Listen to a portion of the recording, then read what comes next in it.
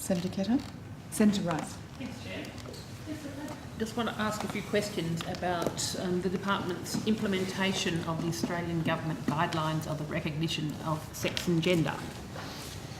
So, which the guidelines which were meant to be implemented by 2016, supporting gender diverse, intersex and transgender people, both in documents, in forms and databases and through respectful relationships.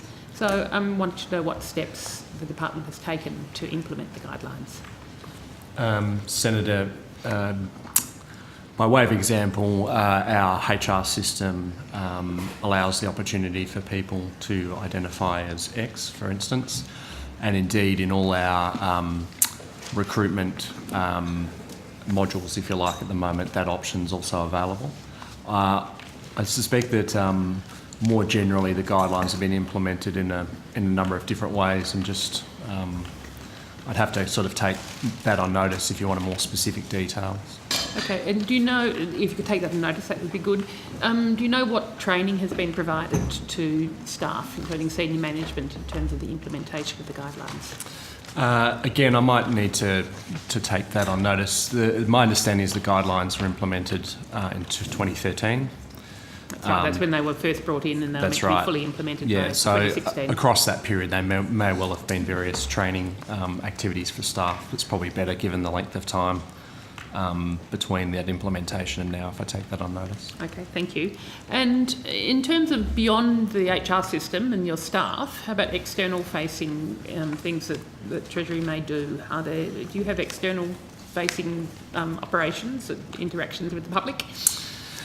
Well, one of the features of the Treasury is that we're probably, we do a lot of stakeholder consultation, which indeed the Secretary was referring to earlier, but we're not running programs or necessarily having a large external facing in terms of sort of the traditional definition of, the public or customers, if you like. So we're a relatively small department, so the implementation of all these policies takes into account the fact that it's got to be designed to take into account the relative size of the department and the nature of our activities.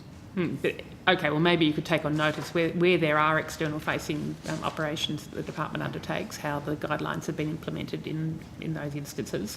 For example, making sure that databases and forms that people are having to fill in have got the opportunity for an indeterminate gender. Yeah, sorry, Senator, as I said, I know we've covered it already, but our recruitment, where we do have very large numbers of applications, so our graduate program, for instance, where we have well over 1,000 applications, that capacity is already built into our databases and our ways of capturing recruitment, and indeed within our HR system already.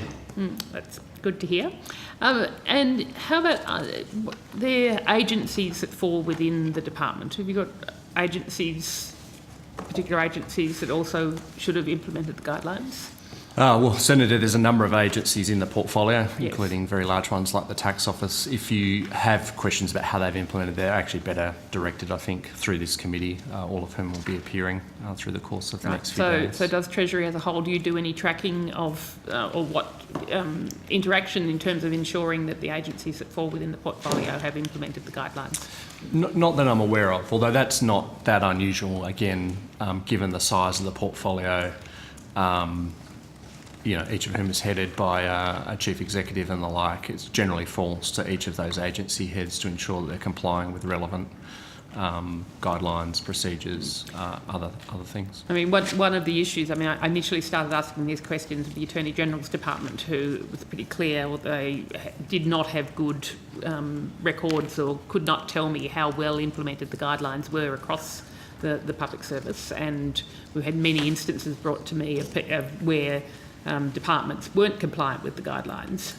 So other than asking individual agencies as to whether they are compliant, is there any other way that you could suggest that we could ensure that all government agencies are indeed compliant with the guidelines? Oh, well, I'm happy to check what both guidance and, if you like, compliance checking we've done as a portfolio department. That would be I'm happy to do that. Terrific. Thank you very much. Thanks, Chair. Thank you.